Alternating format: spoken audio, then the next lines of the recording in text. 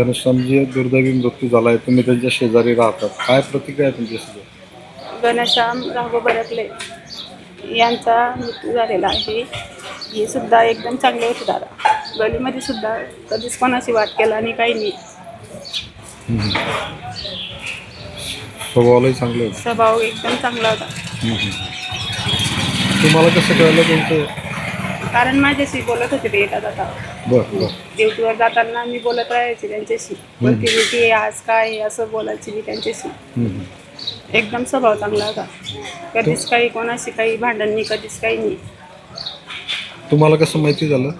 आम्ही त्यांच्या शेजारी राहतो ना. बरोबर. आणि माझ्या दाराहून ते वापरत होते नेहमी. शेवटचं बोलणं केव्हा झालं तुमचं? काल सकाळी 6 वाजता. बरोबर. काय म्हटलं केव्हा, काय बोलणं झालं? म्हणे माझी सुरत ड्युटी आहे, मी सुरतला जातोय म्हणे. आणि मग मी बोलली, म्हटलं मग आमचं पार्सल न्यायचं आहे तर म्हणे पुढच्या ड्युटीला नेईन म्हणे. नाव काय तरी आपलं? वंदना बडगुजर.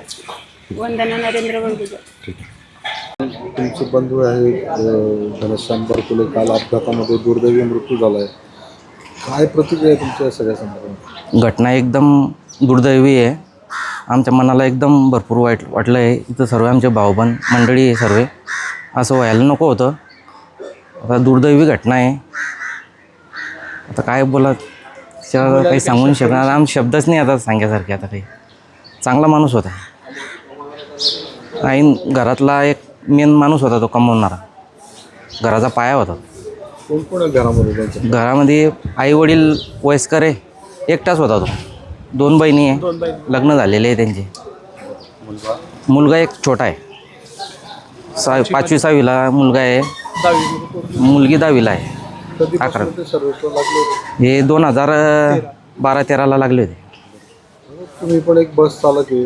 असा ज्यावेळेला प्रसंग येतो त्यावेळेला काय मनात भावना तर काय, चालक तर शेवटी वाचवायचाच प्रयत्न करतो. चालक तर वाचवायचा प्रयत्नच करत असतो. आता ही दुर्दैवी घटना आहे, ॲक्सिडेंट आहे, काही बोलू नाही शकत तिच्यात. काल केव्हा बोलणं झालं? काल तर त्याच्यामुळे बोलणं नाही झालं, पण 1 दिवस पहिले बोलणं झालेलं होतं. आता घर जवळच आहे, भाऊच आहे, त्याच्यामुळे आमचं बोलणं चालूच राहायचं. तुमचं काय नाव आहे? विनोद किसन बरकले. काल अतिशय दुर्दैवी घटना आहे. तुमचे मित्र या बस अपघातामध्ये ठार झालेले आहेत. कशी मैत्री होती तुमची? कधीपासून परिचय होता? आम्ही सोबतच लागलो 2013मध्ये. तेव्हापासून आम्ही सोबत आहे. जामनेरलाच आहे. ट्रेनिंग वगैरे सोबत करलं, सर्व सोबतच होतं. एकदम अतिशय चांगला पोरगा होता. म्हणजे काहीच हे नव्हतं बा. काल ते कुठे होते? तुमचं काही बोलणं झालं होतं निघण्यात? माझं परवाच बोलणं आलं. त्याच्या मुलीच्या दाखल्यासाठी, त्याला नाव क्रिमिनलसाठी जॉईनिंगचं लेटर पाहिजे होतं. तर मला फोन आला होता, पण लेटर तुझ्याकडे आहे का? म्हटलं आहे, माझ्याकडे आहे, मी देईन तुला. त्यानंतर त्याचा फोन वगैरे काही आला नाही. आणि काल मी ज्यावेळेस समजा ड्युटीवर होतो त्यावेळेस अचानक दुसऱ्या मित्राला फोन आला, असं जायला वय अशी ॲक्सिडेंट झाला, आज अशी दुर्दैवी घटना घडली. त्यापासून मी घरी येऊन येतच आहे. रोज तुम्ही सोबत जायचं का जामनेर? दररोज म्हणजे तसं नसतं. ड्युटी ज्या हिशोबानं असलं त्या हिशोबानं कधी सोबत, कधी कसं, असं नेहमी चालू राहायचं. तुम्हाला कशी माहिती कळाली सगळी? माहिती म्हणजे आमचं कसं राहतं, ग्रुपवरती लगेच मेसेज येतो. काही झालं, कुठे बी गाडीचा ॲक्सिडेंट झाला, काही झालं, कोणाचं काय झालं, त्या हिशोबानं समोरच्या मित्राला आला मेसेज आला. त्यांनी लगेच सांगितलं की बा असं असं झालं. ते कंडक्टर जे आहेत ते सुखरूप बचावले? हो, कंडक्टर सुखरूप बचावले. त्यांनीच भरपूर प्रयत्न करून याला म्हणजे गाडीतून ओढून सण बाहेर काढला. त्याच्यामुळे म्हणजे सुस्थितीमध्ये कमीत कमी बाहेर तरी निघाला. तुमचं काही परिचय बोलणं झालं यांच्याशी? कंडक्टर जे आहेत नाही, माझ्या मित्राशी बोलणं झालं त्याच्याकडे. काय नाव आपलं? माझं नाव राजू कोतवाल. राजू कोतवाल, जामनेर. आपले काका या अपघातामध्ये वारल्याची बातमी आता कळलेली तुम्हाला सुद्धा? हो सर, कालच्या दिवशी आम्हाला माहीत पडलं, पण आम्ही आमच्या घरच्यांना कोणाला नाही सांगितलं. आमच्या आता सकाळी नाही राहिलं तर आम्ही सांगितलं की काकाचं बुवा असं हे झालं, बुवा दुर्दैवी घटना झाली. तुमच्यापर्यंत कशी बातमी कळली? आमच्यापर्यंत अशीच उडत उडत बातमी आली होती की ॲक्सिडेंट झालेला आहे आणि आम्ही काही तासाने तपास केला तर बोलले की जागेवर एक्सपायर आहे. किंवा इकडनं रोज कसं जायचं ड्युटीला वगैरे? ड्युटीला कंपल्सरी जायचे ते, बिलकुल म्हणजे लॉंग टूरची ड्युटी होती त्यांची, सुरत पुणा वगैरे असं. ड्युटीचा काही प्रॉब्लेम नव्हता त्यांचा. कशामुळे अपघात झाला असं काही कळलं तुम्हाला? काही कसं एस टी मंडळाने काही कळवलं आतापर्यंत? नाही, तसं काही नाही कळवलं. तुम्ही आणि ते सोबतच राहतात का इथे? हो, तिथेच राहतो आम्ही. म्हणजे हा, एकत्र म्हणजे आमचं कुटुंब एकत्रच आहे. 4 भावाचे आहे आम्ही.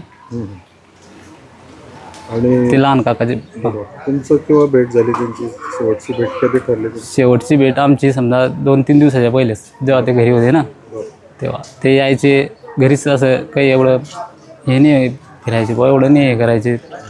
ते ड्युटी आणि ते. आता परिवारात कोण कोण आहे त्यांचं? आई आहे, वडील आहे, 2 मुलं आहे, म्हणजे 1 मुलगी 1 मुलगा आणि त्यांची मिसेस. बरं. मुलं किती लहान आहे? किती लहान? एक मुलगी 10वीला समजा पास झाली आता आणि मुलगा 8वीला गेला. 5वी का? तुमचे कोण होते ते? काका आहे माझे, लहान काका. काय नाव आपलं? दीपक कैलास बरकले.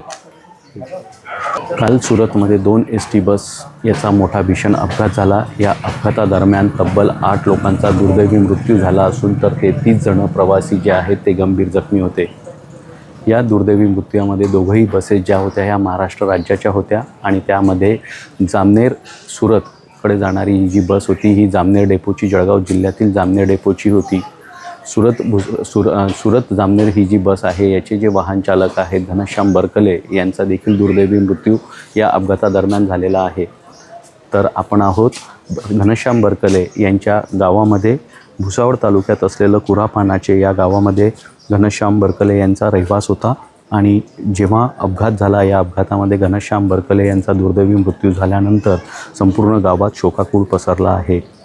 घनश्याम बरकले यांच्या घरासमोरच त्यांचे नातेवाईक असतील, मित्रपरिवार असेल व गावातील काही रहिवासी असतील हे एकत्र आलेले असून संपूर्ण गावावर शोकाकूळ या ठिकाणी पसरल्याचं चित्र पाहायला मिळत आहे. घनश्याम बरकले हे वाहन चालक होते, त्यांच्यासोबत जे वाहक होते ते देखील जळगाव जिल्ह्यातीलच होते. त्याचप्रमाणे या बसमध्ये पाचोऱ्या तालुक्यातील 2 प्रवासी यांचा देखील दुर्दैवी मृत्यू झाल्याचं समोर येत आहे. घनश्याम बरकले यांचा जो मृतदेह आहे हा थोड्याच वेळात त्यांच्या गावात आणण्यात येणार असून त्यांच्यावर अंत्यसंस्कार विधी देखील पार पडणार आहे. सुमित देशमुख, लोकशाही मराठी, जळगाव.